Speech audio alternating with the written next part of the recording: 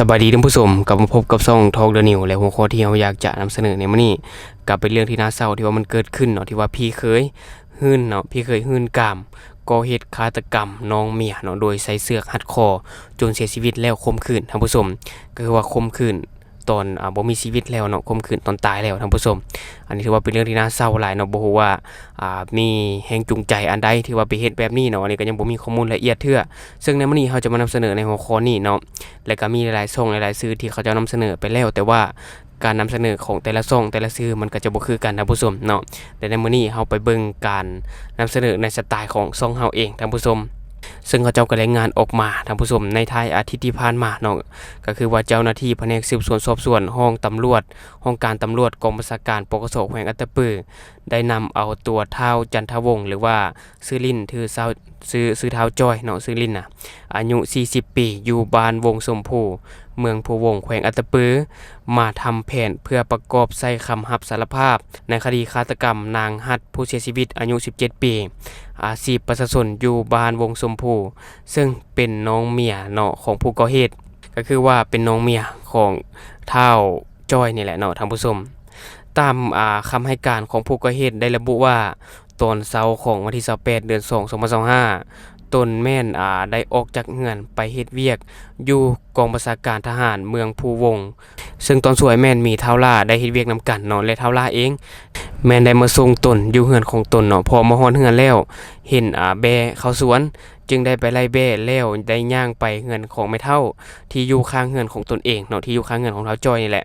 แล้วได้ไปยืนส่องเบิ่งในเรือนแล้วเห็นนางฮัดผู้เสียชีวิตหั่นได้นอนคว่ำลิ้นโทรศัพท์อยู่เนาะจึงได้เกิดมีแนวคิดอยากข่มขืนเพราะว่าได้หลงมักนางฮัดผู้เสียชีวิตนี่มาแต่โดนแล้วเนาะท่านผู้ชมในเวลานั้นเท้าจอยเองก็ได้ส่องเบิ่งอยู่เฮือนเนาะก็คือบ่มีไผอยู่เฮือนเห็นแต่นางฮัดผู้เสียชีวิตนอนอยู่คนเดียวท่านผู้ชมเท้าจอยจึงได้มีความคิดเนาะแล้วจึงได้ย่างเข้าไปหานางฮัดแล้วได้จับเอาส่งสปอร์สีดำเนาะที่ปะไว้ทางข้างแล้วดึงเอาสายออกมาเพราะว่าสายตัวนี้มันจะอยู่หัวส่งแหละท่านผู้ชมเนาะได้เอาสายตัวนี้ออกมาหัดคอนางฮัดท่านผู้ชมหัดคอนางฮัดจุดประสงค์เพื่อบ่ให้นางฮัดนี่นะขัดขืนพร้อมทั้งเอามือขวาบีบคอแล้วเอาหัวเข่านี่นะเต็งใส่ด้านหลังประมาณ1นาทีท่านผู้ชมประมาณ1นาทีนางฮัดผู้เสียชีวิตนี่ก็ได้หมดสติตนเองจึงได้ร่วมเพศกับนางฮัดผู้เสียชีวิตนี่โดยที่นางฮัดนอนท่าคว่ำหน้าเนาะ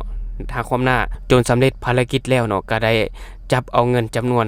640,000 กีบและโทรศัพท์สีดำ1หน่วยเนาะซึ่งแม่นเครื่องของตัวเองท่านผู้ชมจนมาฮอดเวลาประมาณ 2 โมงของวันที่1เดือน3